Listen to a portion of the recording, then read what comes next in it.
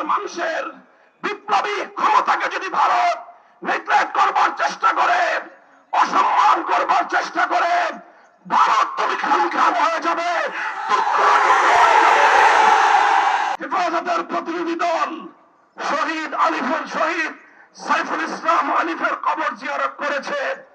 তার শোক সন্তপ্ত পরিবার পরিজনের পাশে দাঁড়িয়ে তাদের কাছে আমরা কথা দিয়ে এসেছি, আলিফ হত্যাকাণ্ডের বিচার বাংলাদেশে হবে। শহীদ আলিফ যে জন্য জীবন দিয়েছে, ভারতীয় আধিপত্যবাদকে বাংলাদেশ থেকে রুখে দেওয়া হবে ইনশাআল্লাহ। ভারত যদি এখনো বাংলাদেশের মানুষের পালস বুঝতে ব্যর্থ হয়, বাংলাদেশের মানুষের বিপ্লবী ক্ষমতাকে যদি ভারত নেগলেক্ট করবার চেষ্টা করে, অসম্মান করবার চেষ্টা করে, ভারত তুমি খান হয়ে যাবে, পার্শ্ববর্তী কোন একটি দেশের সঙ্গে তুমি সুসম্পর্ক রক্ষা করতে পারোনি। প্রতিটি রাষ্ট্রের আভ্যন্তরীণ বিষয়ে হস্তক্ষেপ করে তুমি সার্ক অঞ্চল থেকে তুমি একঘরে হয়ে গিয়েছ। তোমার পাশে কোন দেশ নাই। চারপাশ থেকে আমরা ক্ষুদ্র শক্তিগুলো যদি তোমার হাত পা নাক চেপে ধরি, তুমি দম নিতে পারবে না।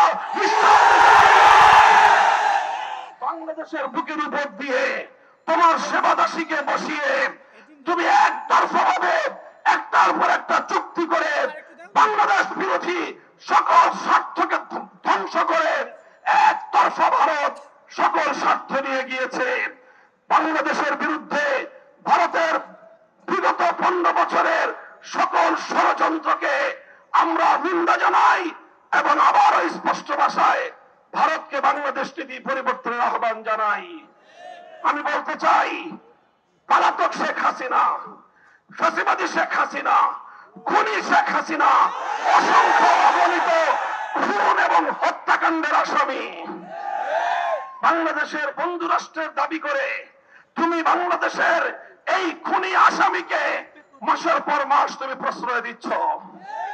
আবার এখন তোমার কোলে বসে সে বাংলাদেশের ইসকনের পক্ষে সাফাই গায়। বাংলাদেশের মানুষকে এতটা দুর্বল ভাবলে ভুল করবে ভারত। অতীতে আমাদের অনেক ঐতিহ্য রয়েছে, ইতিহাস রয়েছে। আমরা ছোট হতে পারি, আমরা ভীরু কাপুরুষের দল নই। যদি আমাদের উপর যুদ্ধ চাপিয়ে দাও, যদি আমাদেরকে এভাবেই তুমি একতরফা হত্যা করবার চেষ্টা করো, যদি আমার জনপদকে আমার ভাইয়ের রক্ত দিয়ে যদি তুমি রঞ্জিত করো, তাহলে আমরা তোমার বিরুদ্ধে প্রতিরোধ করে তুলবো। আমরা সংগ্রামী সাথী ও বন্ধুগণ, হেফাজতে ইসলাম বাংলাদেশ দেশের সকল ধর্মপ্রাণ মুসলমানদের প্রতি উদাত্ত আহ্বান জানাচ্ছে। শহীদ সাইফুল ইসলাম আলিফের হত্যাকাণ্ড আমাদেরকে স্পষ্ট বার্তা দিচ্ছে, এই হত্যাকাণ্ডের মাধ্যমে বাংলাদেশে নৈরাজ্য সৃষ্টি করে রক্তের হোলি খেলা খেলানো, এটাই হলো বাংলাদেশ বিরোধী শক্তির অভিন্ন টার্গেট।